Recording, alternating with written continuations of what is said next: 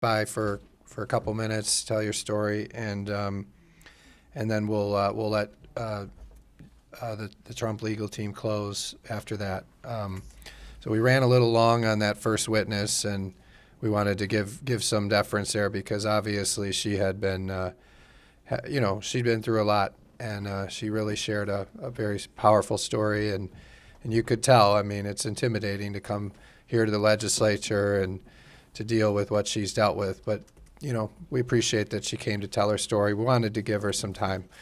But we wanted to also allow you, Monica, to come in and testify. So when you're ready, please tell your story and explain why you're here.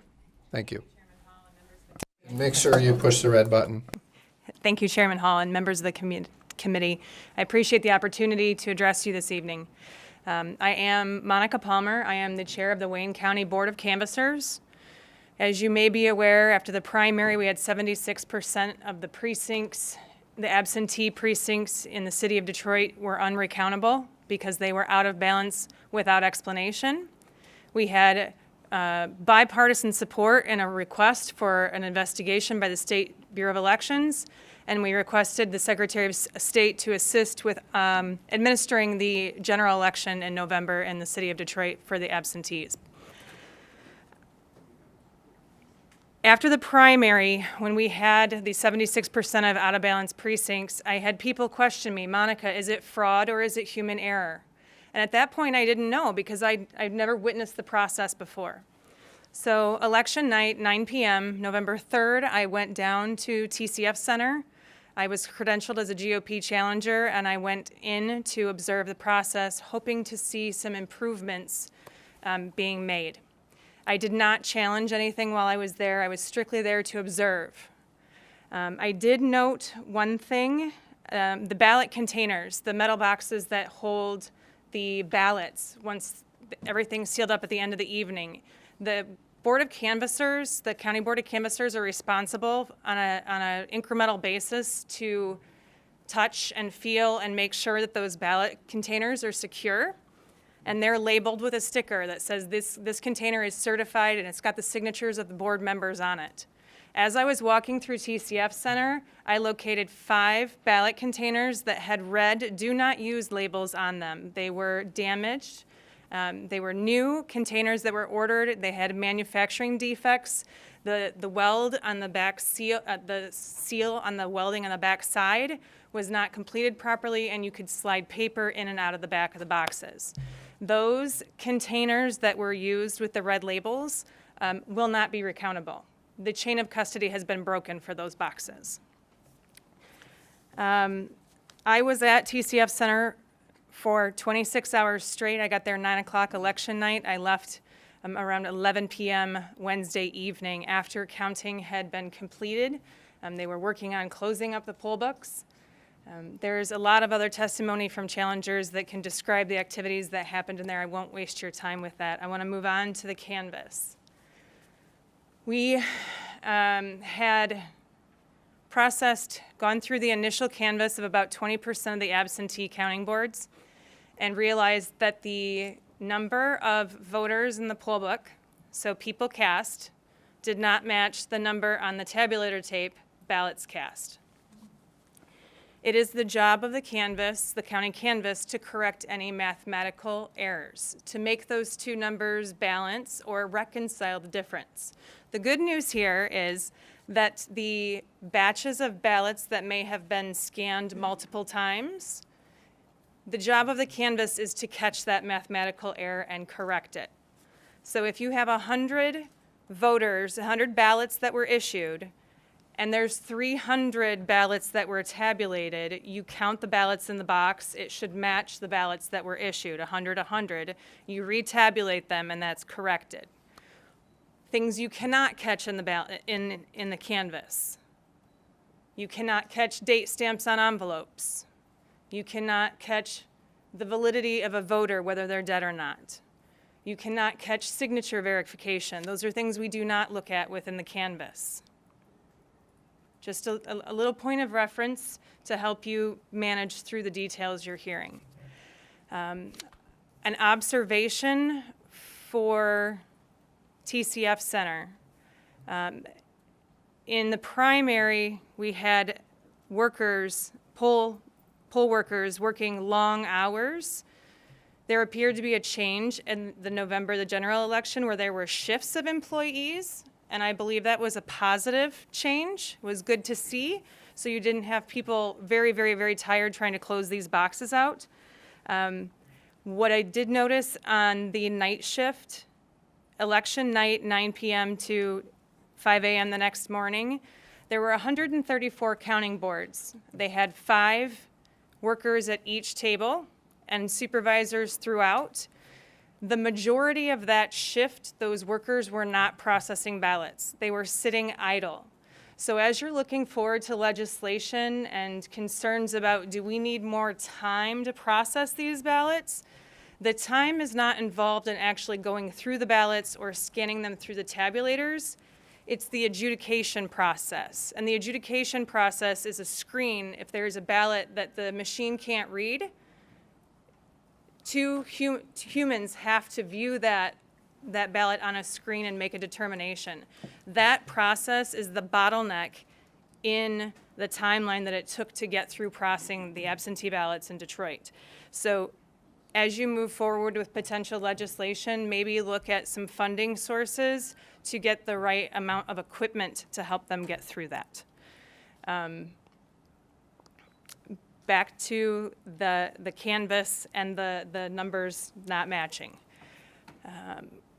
20% into processing the absentee ballots, we realized we had a large portion that did not match. And it's standard procedure to contact the clerk when you have that happen to ask if they have any envelopes that may not be scanned, if they have anything stuck in an auxiliary bin, ask them for a corrected list if possible. We did not get corrected statement of voters, so people cast, until 13 days after the election. It was the afternoon, the day before certification, when a large black tote was brought into the canvas containing multiple precincts' new voter lists. Some of those voter lists managed to make the balances work out. At the end of the day, less than 24 hours later, the canvas was given a verbal report for the plus and minus. We were not provided with an executive summary written, even though I requested one. And that oral report, my quick math showed that 71% of the counting boards, and we've got to be careful, because in the primary we were talking precincts, now we're talking counting boards, which are, it's a different math formula. But 71% of those counting boards were unexplained were unbalanced without explanation. Having less than 24 hours to get corrected voter lists and going through 134 counting boards to make those differences is not a lot of time. And that is why I originally voted no on the certification, because I believe the state needed 10 more days to continue to dig through that to find those explanations. As you continue to move forward through legislation,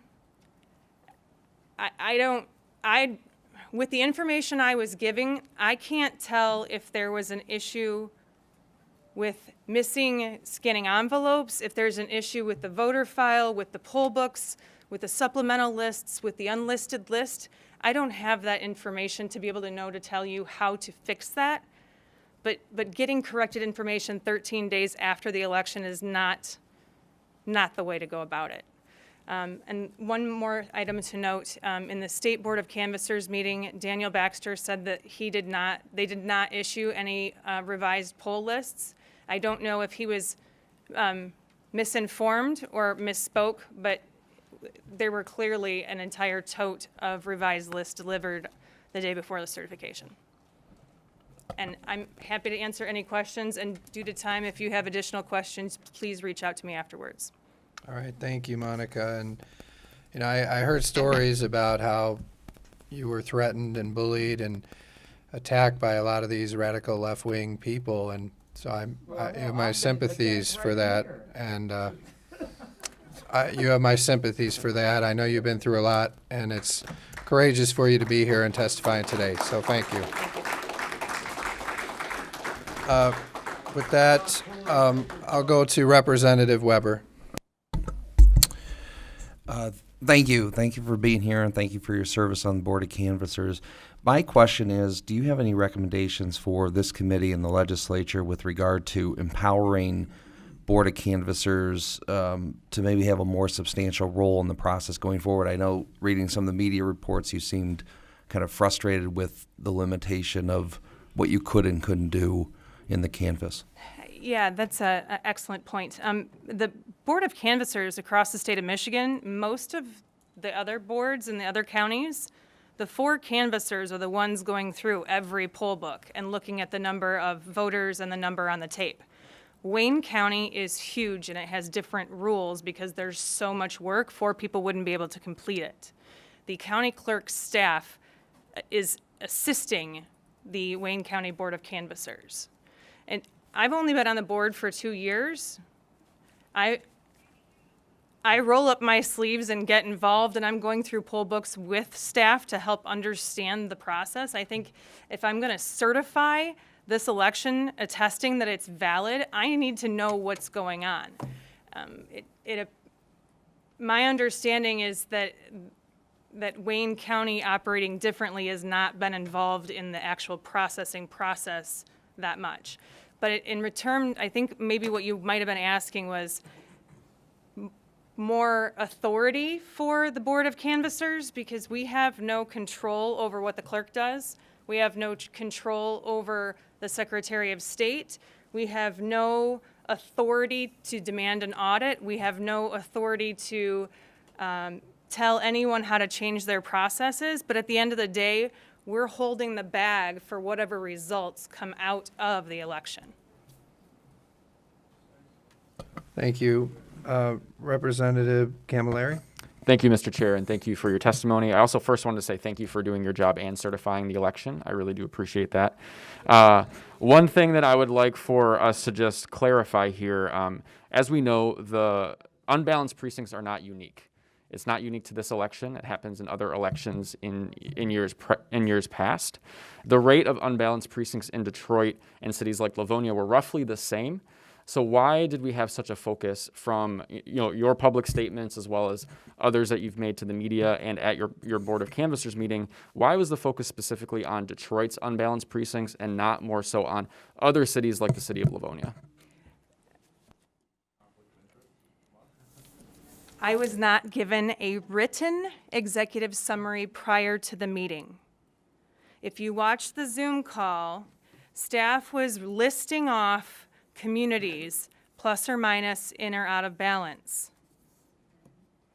They're referred to Detroit or out of county. Livonia was specifically brought up because there were some troubles there. But when you're referencing out of county and Detroit, it's already separated into 2 different groups. I was doing the math on fly, scribbling, and referenced the percentage, comparing it to the primary, because we already had identified that there was an issue that we were hoping to see some improvements in. The actual motion that came to certify the election, that came with a resolution for an audit, requested an audit of all of Wayne County, all of the unbalanced, unexplained precincts, not just the city of Detroit. It did get heated after the no vote, and there was some hostility from board member comments. There was some pressure from council. I did initially reference Detroit first. A few sentences later, I did bring up Livonia as well. I was not singling out one community. This is about making sure that we have accurate documentation that can be audited and that there's explanations, and that's what I was trying to accomplish. Thank you. Yeah, and I understand, like in Livonia, and this might not be related, but in Livonia, I heard, because we had a state house race there that was pretty close, a couple hundred votes. And then what I understand happened is that somehow they can't recount most of the precincts. Can you explain that? Sure. So if you have 103 ballots that are issued, people cast. If you have 3 individuals who spoil their ballot, they make a mistake and they take it and they say, I need a new ballot. So you issue another one. So now you have 106 ballots that have been issued. You only have 103 that are counted, and you have 3 ballots that are in an envelope for spoiled ballots. 106 does not equal 103, but there are notes in the poll book and there are spoiled ballots that you can reconcile the difference. They're out of balance. It's a normal occurrence, not a problem. The problem is when you have 106 ballots cast, people, and you've got 135 in your total for the votes for the night. And if there's no explanation in the poll books how you get there, it's not recountable, and that is a problem.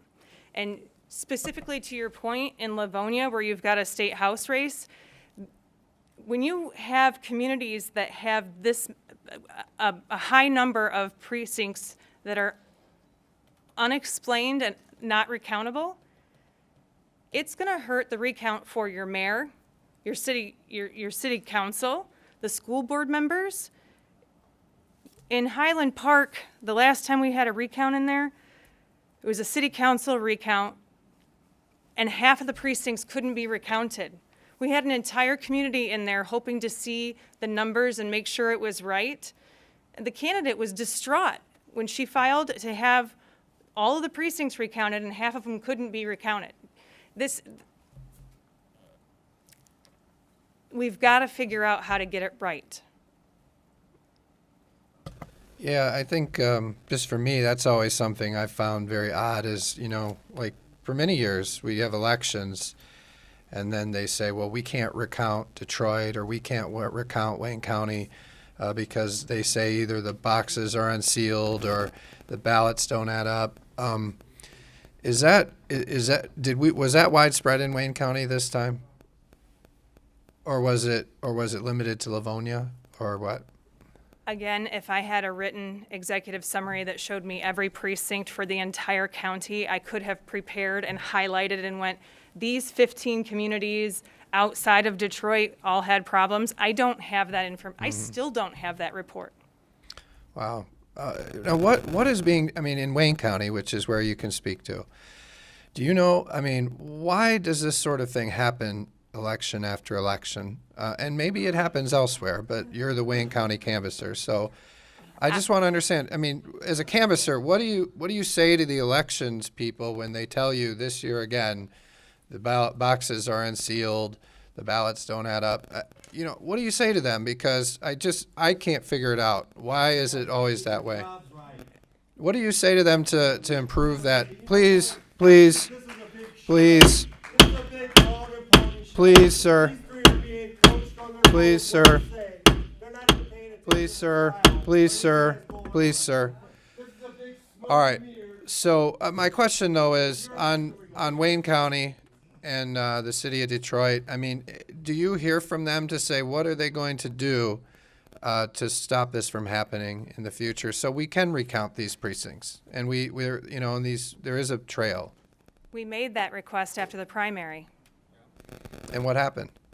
I have not seen a report from the investigation.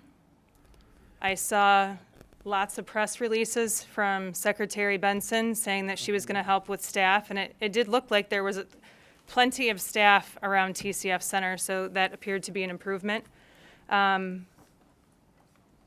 asked for a meeting with Clerk Winfrey prior to the election to try to understand the process a little bit better, to see what kind of improvements were being made. I did not receive a meeting with her before the election. So would you say that in these election officials in Wayne County are not following the laws there? I can't say that. I don't know that to be true. But they're not communicating well. Would that be right to say they're not communicating what they're doing to why these problems are still happening with you as a canvasser? I have no authority over that position. The clerk is not required to communicate with me. Yeah, that seems like a problem. Yeah. Yeah, and Sure. Thank you for sharing that. I didn't know the answer to that. We'll go now to Representative Riley. Thank you. Yeah, when it comes to the precincts that don't balance, is there a quantity that we know? Is that public knowledge? That don't balance or that don't balance unexplained. No, Because being would- out of balance, if it's explained, is okay, it's recountable.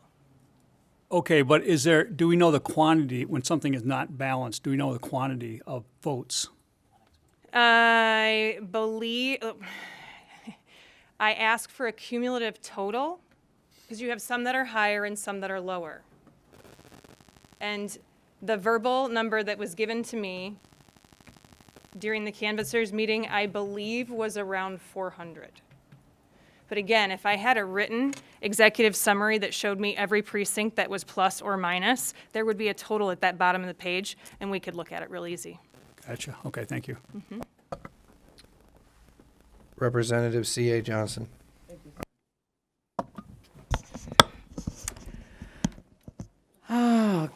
Good afternoon, and thank you for being here, and thank you for what you do, and thank you for your vote. Mr. Let's let her ask questions. Chair, when we get a chance, I'd like to have this kind of even because we have a Detroiter. Representative, I think you made that point earlier, Oh. and as I said, we're going to have more hearings, but what is your question? No, I would like to have her address this body. Okay. She is a We're going Detroiter. to move on, Representative, if you don't have a question. I'll go now to Representative Johnson, Steve Johnson. Thank you, Mr. Chair. So you talked about getting a number of revised poll books. Is that? Could you explain what that is? Because I'm not an elections guy. Sure. Explain that to me. Thank you. Okay, in your poll book, there is a section that's the statement of voters. So for the absentees, it will show all the absentee ballots that were issued, requested, issued, and received. And you can see the dates in there for every person, and there's a total at the bottom. So on election, I believe it was Sunday that the poll books were printed. So all of the ballots that were received by Sunday when they were printed are in this list.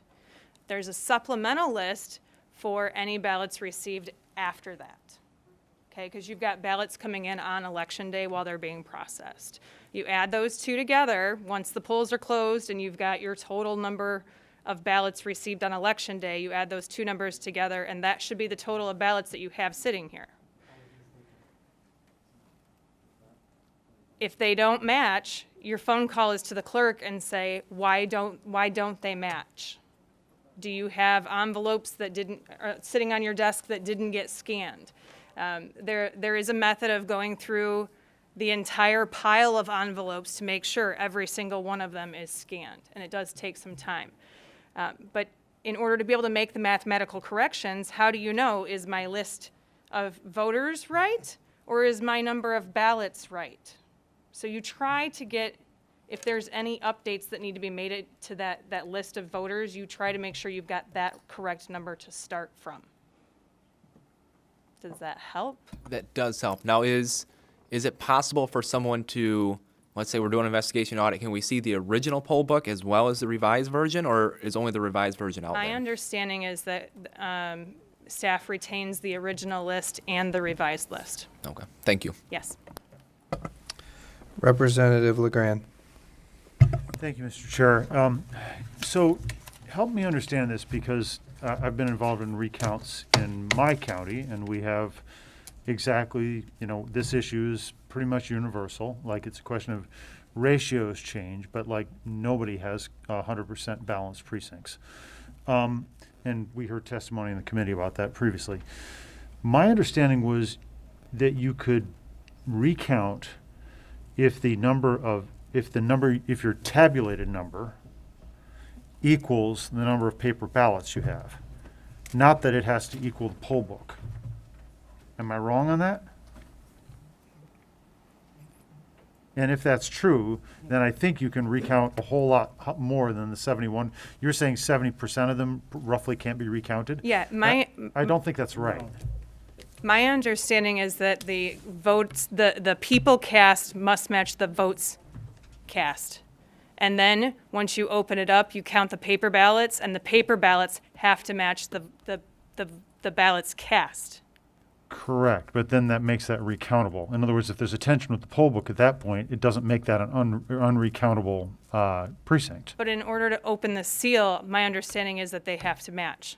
Okay, that's not my understanding, but there's no point in us debating since neither one of us, I mean, like, we'd have to appeal to our higher authaughty on that one. But Thank but you. that's not my understanding for what it's worth, Mr. Chair. Thank you, Representative. All right, that's what the questions we have. So, thank you for coming today. Oh no, Representative LaFave. Sorry, I'm keeping. You know, we've had so many people testify. I have so many tallies, so I missed that one. So, Representative LaFave, thanks for waiting. Please, when you're ready, ask your question. Thank you, Mr. Chairman. We talk about big boxes. These big metal boxes that had the stamp of approval or not by the Board of Canvassers. What are these boxes? What are they for? How big are they? This is multiple questions, I'm sorry. Tell me about the boxes, how big they are, how many ballots there are potentially in each one of them, and what they're for. Okay. So the boxes are about this tall, about this wide. There was a batch of 50 new boxes purchased by the city of Detroit from Election Source, and roughly 30 of those boxes were defective. They're metal, and there's two sides that meet along the back, and the welds were not done properly, so there's a gap along the back seam. We rejected about 30 of those. Sometime before the November election, they did bring us some repaired containers, and we went through them and then took the red do not use tags off and put certified labels on those. But if I remember correctly, there were only 24, and I could be off by 1 or 2, 24 that came back repaired. As to how many ballots were in those containers, I would have to ask staff. I would maybe look online. I have the precinct number, or the absentee counting board numbers, but I don't have the associated ballot counts with those counting boards. Does that answer all of your question? Well, I only get one, so I would just like to say, I mean, if you buy 50 boxes and 30 of them are defective, let's never buy from that company again. All right. Thank you, Monica. That's the last question for you. We appreciate you coming to testify. Thank you. Thank you.